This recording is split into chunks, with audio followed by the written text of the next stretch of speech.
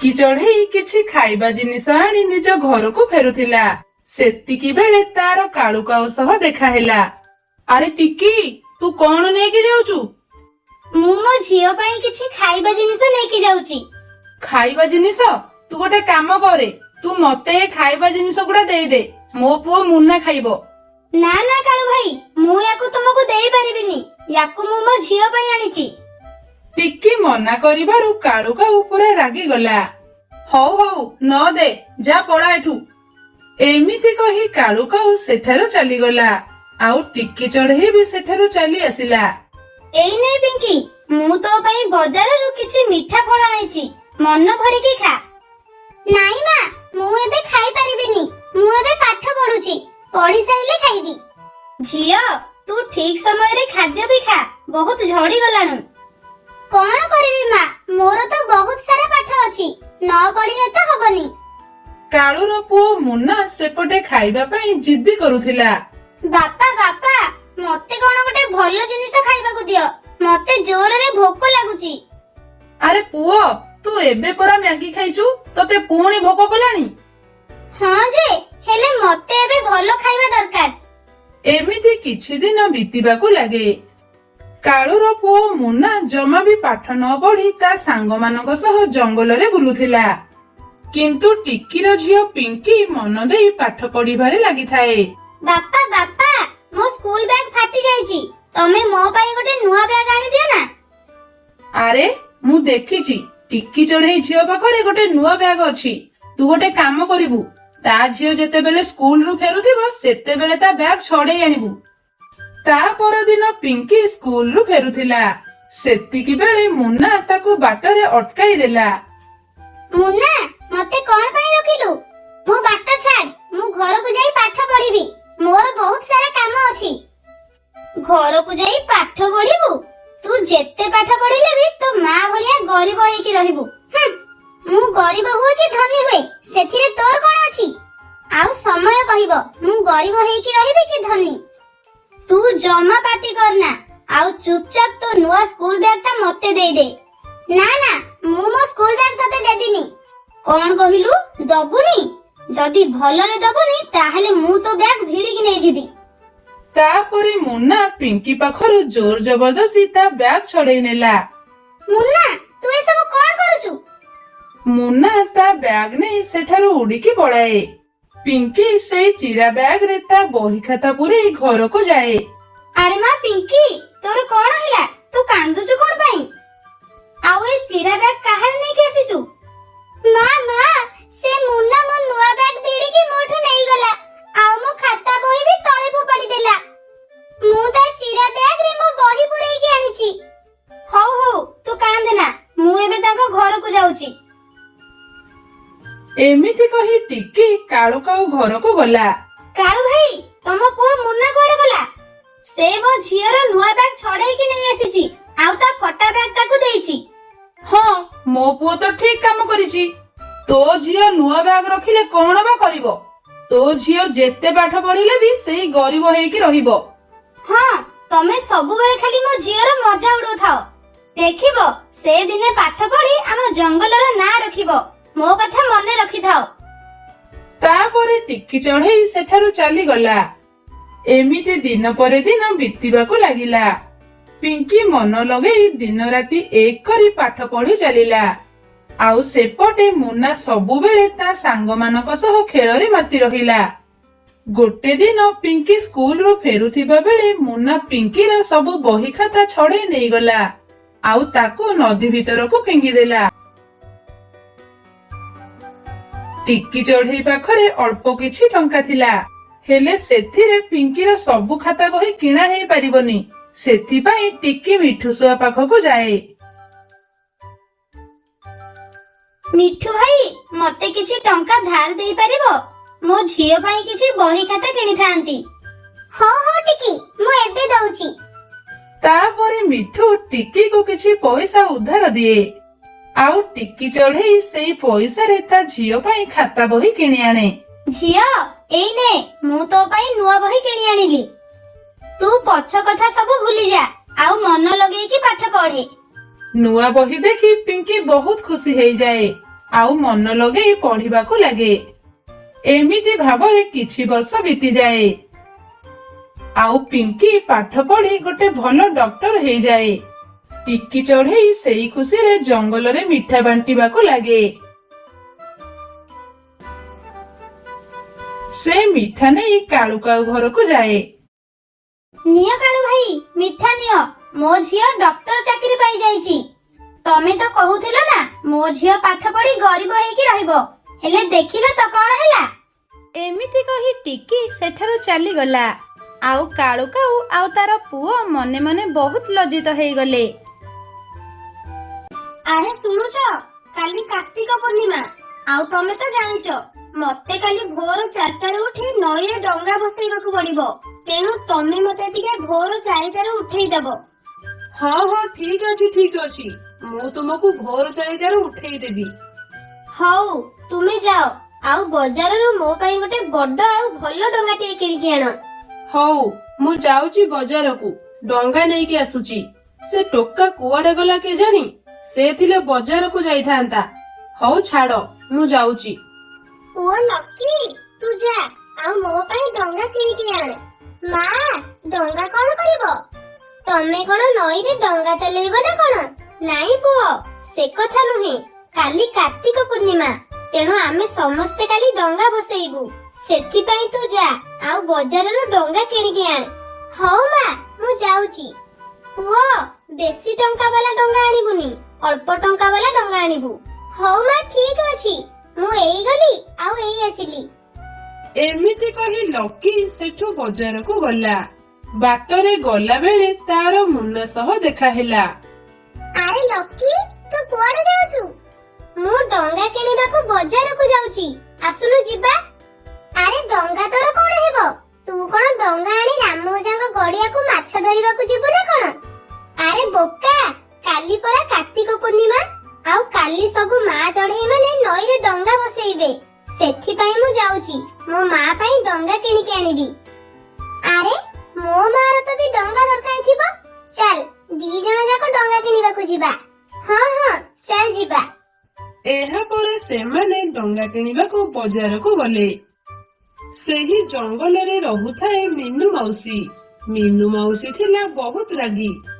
ଆର ବର୍ଷ ଏ ଚଢେଇ ମାନେ ମୋ କଦଳୀ ଗଛ ଗୁଡିକ କାଟି ନେଇ ଯାଇଥିଲେ, ଆଉ ସେଥିରେ ଡଙ୍ଗା ତିଆରି କରି ନଈରେ ବସେଇଲେ। ମୋର ସେଥରଟା ବହୁତ କଦଳୀ ଗଛ ନଷ୍ଟ ହେଇଯାଇଥିଲା, ଆଉ ମତେ ବହୁତ ଲସ୍ ବି ହେଇଥିଲା। ହେଲେ ଏଥରଟା ମୁଁ ସେମାନଙ୍କୁ ଛାଡ଼ିବିନି। ଏପଟେ ଲକି ଓ ମୁନା ଆସି ବଜାରରେ ପହଞ୍ଚିଲେ। ବଜାରରେ ପହଞ୍ଚି ଦେଖିଲେ ବଜାରରୁ ସବୁ ଡଙ୍ଗା ସରିଯାଇଛି, ଆଉ ମାତ୍ର ଗୋଟିଏ ଦୋକାନରେ ହିଁ ଡଙ୍ଗା ଅଛି। ମଉସା, ଏ ଡଙ୍ଗା କେତେ ଟଙ୍କା? ଏ ଡଙ୍ଗା 50 ଟଙ୍କା, ଆଉ ଏ ବଡଟା 100 ଟଙ୍କା। ସବୁ ଡଙ୍ଗା ସରିଗଲାଣି, ଏଇ ମାତ୍ର 2ଟି ଡଙ୍ଗା ହିଁ ଅଛି। ମଉସା, ଏତେ ଟଙ୍କା କଣ କହୁଛ ମ? ଏ ଛୋଟ ଡଙ୍ଗା ତ କଦଳୀ ଗଛରେ ତିଆରି ହେଇଛି। ଏଇଟାକୁ ତୁମେ 20 ଟଙ୍କା ନଉନ? ପୁଅ, ଗାଁରୁ ଆଇଛୁ ବୋଧେ, ସେଥିପାଇଁ ତତେ ଏ ଡଙ୍ଗା ଏତେ ଟଙ୍କା ଲାଗୁଛି। ନବୁ ଯଦି ନେ, ନହେଲେ ଯା, ଏଠୁ ପଳା। ଆରେ ଏ ଡଙ୍ଗା ତ ବହୁତ ସହଜରେ ତିଆରି ହେଇଯିବ। ମୁଁ ଗତ ବର୍ଷ ମୋ ମାଙ୍କ ପାଇଁ ଏମିତି ଡଙ୍ଗା ତିଆରି କରିଦେଇଥିଲି। ଲକି, ଚାଲ ଯିବା ଆଉ ଡଙ୍ଗା ତିଆରି କରିବା। ଆମେ ଏଠୁ ଡଙ୍ଗା କିଣିବାନି। ଆରେ ଡଙ୍ଗା ତିଆରି ପାଇଁ କଦଳୀ ଗଛ ଦରକାର। ଆମେ କଦଳୀ ଗଛ ଏବେ କୋଉଠୁ ପାଇବା ଯେ ଆମେ ଡଙ୍ଗା ତିଆରି କରିବା? ଆରେ ମିନୁ ମାଉସୀର ପରା କଦଳୀ ବାଡି ଅଛି। ଚାଲ ସେଠାକୁ ଯିବା ଆଉ କଦଳୀ ଗଛକୁ କାଟି ସେଥିରେ ଡଙ୍ଗା ତିଆରି କରିବା। ହଁ ହଁ, ଚାଲ ଯିବା। ଏହା ପରେ ସେମାନେ ସେଠୁ ମିନୁ ମାଉସୀର ବାଡି ଆଡକୁ ଚାଲିଲେ। ଲକି, ଦେଖ ସେଠି ମିନୁ ମାଉସୀ ସେପଟକୁ ମୁହଁ କରି ବସିଛି। ଚାଲ ଆମେ ଧୀରିକିନା ଗୋଟେ ଗଛ କାଟିବା ଆଉ ସେଥିରେ ଡଙ୍ଗା ତିଆରି କରିବା। ହଁ ହଁ, ତୁ ଗଛ କାଟ, ମୁଁ ମିନୁ ମାଉସୀକୁ ଜଗିଛି। ଏହା ପରେ ମୁନା ସଙ୍ଗେ ସଙ୍ଗେ ଗୋଟେ ଗଛ କାଟିଦେଲା। ଆରେ ଏ ବାଡି ଭିତରେ କିଏ ପଶିଛି ନା କଣ ମ? ହେ ନାଇଁ ନାଇଁ, ଏ ମାଙ୍କଡ ମାନେ ହିଁ ପଶିଥିବେ। କାହିଁ ଆଉ ଯିବି, ସେ ଦୁଷ୍ଟ ମାଙ୍କଡ ମାନଙ୍କୁ ଘୋଡେଇବାକୁ ଗଲେ ସେମାନେ ଆହୁରି ଡିଆଁ ଡେଇଁ କରିବେ। ମୁଁ ଯାଉଛି ଏଇଠି ଟିକେ ଶୋଇବି। ଲକି, ଚାଲ ଯିବା। ଏବେ ଆମର ଡଙ୍ଗା ତିଆରି ସରିଲା। ଜଲ୍ଦି ଜଲ୍ଦି ଏଠୁ ପଳେଇଲେ ଭଲ, ନହେଲେ ଯଦି ସେ ମିନୁ ମାଉସୀ ଆମକୁ ଦେଖିବେ ନା, ତାହେଲେ ତ ବଡ ଅସୁବିଧା ହେଇଯିବ। ହଁ ହଁ ଚାଲ ପଳେଇବା। ଏହାପରେ ସେମାନେ ସେଠୁ ଯିବାକୁ ଲାଗିଲେ। ହଠାତ୍ ପାଖରେ ଥିବା ଗୋଟେ କଣ୍ଟା ଗଛ ଲକି ଦେହରେ ବାଜିଗଲା ଓ ଲକି ବଡ ପାଟିରେ ଚିତ୍କାର କରିଦେଲା। ଆଲୋ ବୋଉଲୋ ମରିଗଲି। ଏ କଣ୍ଟା ଗଛ ବି ମୋରି ଦେହରେ ଏତିକି ବେଳକୁ ବାଜିବାର ଥିଲା। ହଇରେ ଚୋର ଦଳ, ମୁଁ ଏଇଠି ଅଛି, ତମେ ମୋ କଦଳୀ ଗଛ କାଟି ସେଥିରେ ଡଙ୍ଗା ତିଆରି କରିସାରିଲଣି। ରୁହ, ଏବେ ତୁମକୁ ଦଉଛି ଧରିକି। ତୁ ଟିକେ ଦେଖିକି ଚାଲିପାରୁନୁ? ଏବେ ଦେଖ ସେ ବୁଢୀ ଆସିଲାଣି। ଏବେ ଆମକୁ ସେ ମାରିବ। ଏବେ ଆମେ କଣ କରିବା? ଆରେ ଓଲା ଦୌଡେ ଏଠୁ। ତୁମେ ଆସ ଆଉ କେବେ। ତୁମକୁ ଧରି ଯଦି ଦି କାଠି ନ ଦେଇଛି ମୋ ନା ମିନୁ ନୁହେଁ। ହଁ କାଳି, ବଜାରରେ ଡଙ୍ଗା ନାହିଁ, ଏବେ ଆମେ କଣ କରିବା? କିଛି ଚିନ୍ତା କରିବା ଦରକାର ନାହିଁ, ମୁଁ ଡଙ୍ଗା ନେଇ ଆସିଛି। ଆରେ ବା, ବଢିଆ ଡଙ୍ଗାଟା ତ ହେଇଛି। ମୋ ପୁଅ ସୁନା ପୁଅ। ହେଲେ ପୁଅ, ତୁ ଏ ଡଙ୍ଗା କୋଉଠୁ ଆଣିଲୁ? ମା, ଏ ଡଙ୍ଗା ମୁଁ ସେ ମିନୁ ମାଉସୀ ବାଡିରୁ କଦଳୀ ଗଛ କାଟି ସେଥିରେ ଡଙ୍ଗା ତିଆରି କରିଦେଲି। ଆରେ ପୁଅ, ତୁ ଏତେ ବଡ ଡଙ୍ଗା କାହିଁକି ଆଣିଲୁ?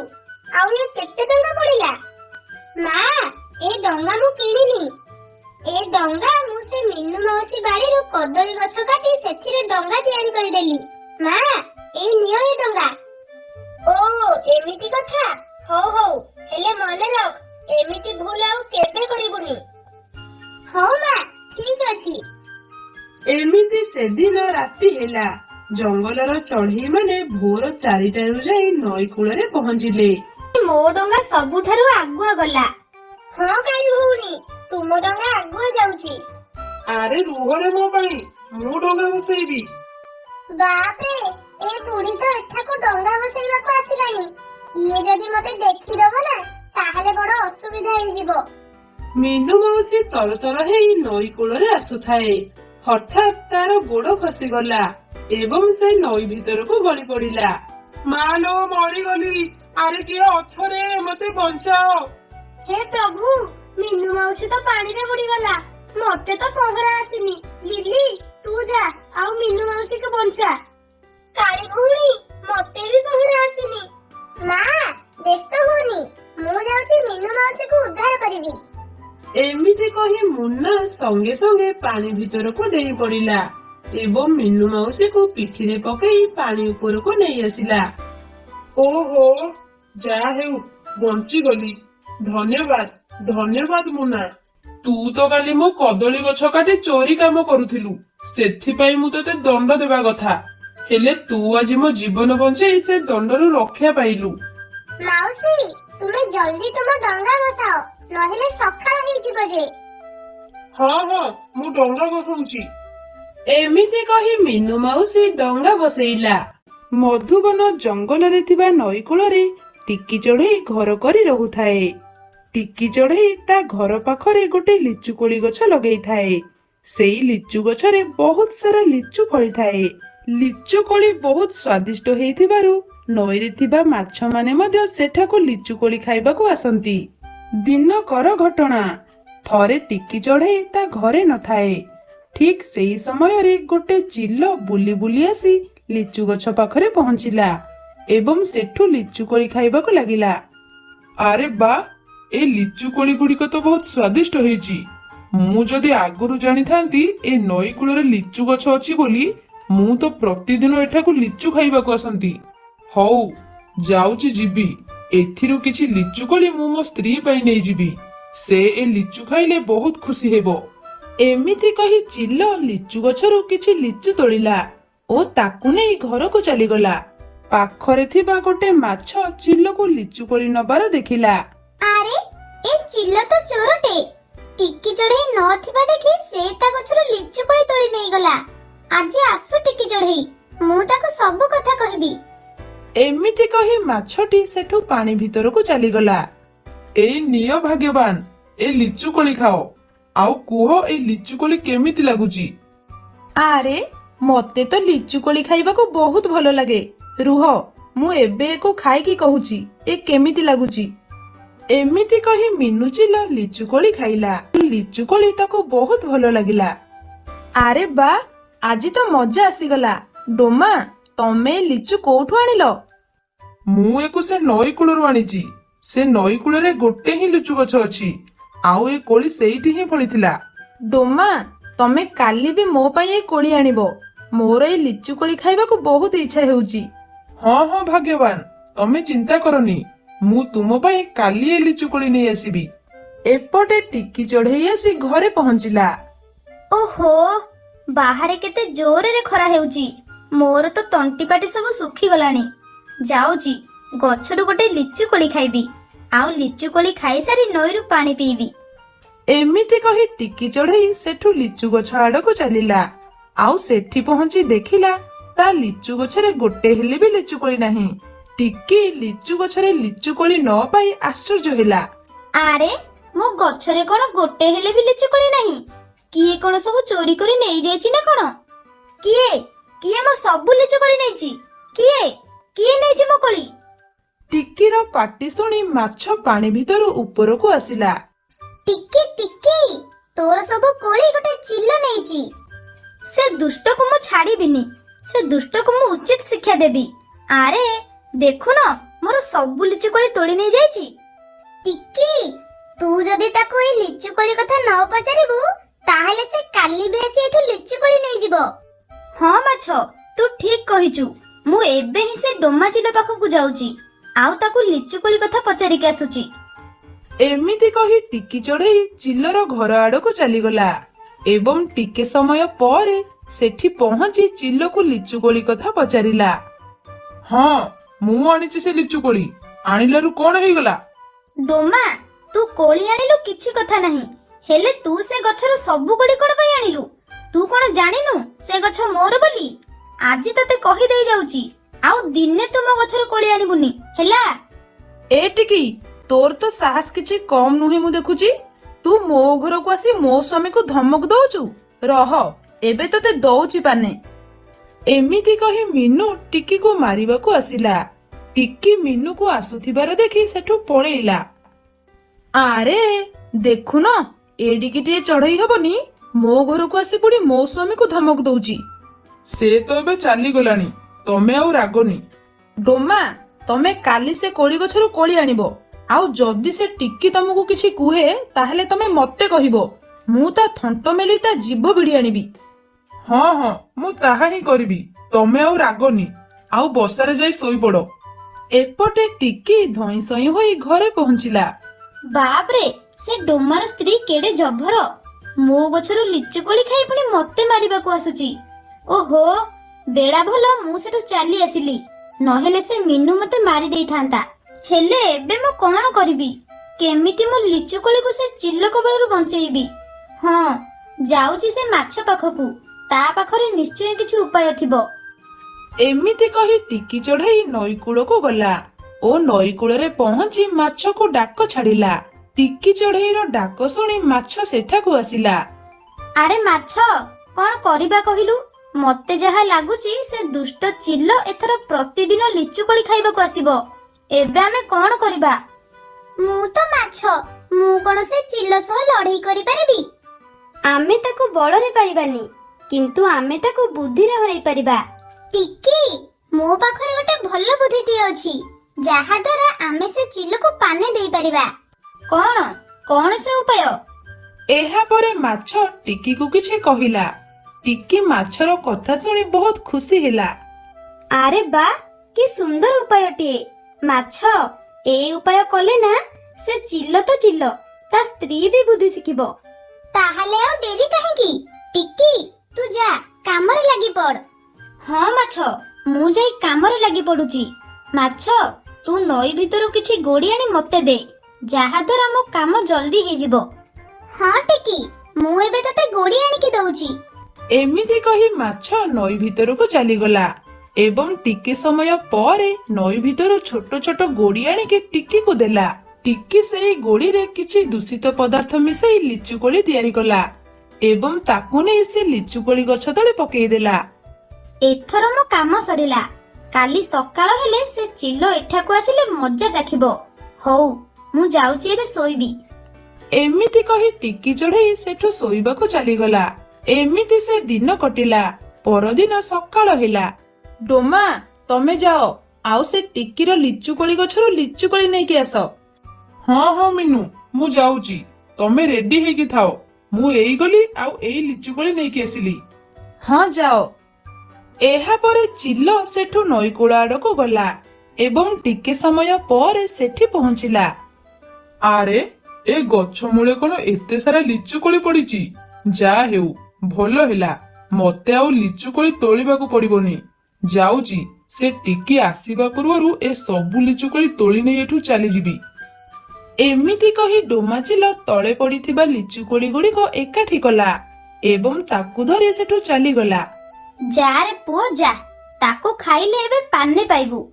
ମିନୁ, ଏଇ ଦେଖ ମୁଁ କେତେ ସାରା କୋଳି ଆଣିଛି। ଆସ, ଆମେ ଏକୁ ମିଶିକି ଖାଇଦବା। ହଁ ହଁ, ଆସ କୋଳି ଖାଇବା। ଏହାପରେ ଡୋମା ଓ ମିନୁ ସେ କୋଳି ଖାଇବାକୁ ଲାଗିଲେ। ସେମାନେ ଯେମିତି କୋଳି ଖାଇଛନ୍ତି ସେମାନଙ୍କ ଥଣ୍ଟ ବଙ୍କା ହେଇଗଲା ଓ ସେ କୋଳି ଭିତରୁ ଖାଲି ମାଟିଆ ଗୋଡି ବାହାରିଲା। ଆଲୋ ମାଲୋ, ମୋ ଥଣ୍ଟ ବଙ୍କା ହେଇଗଲା।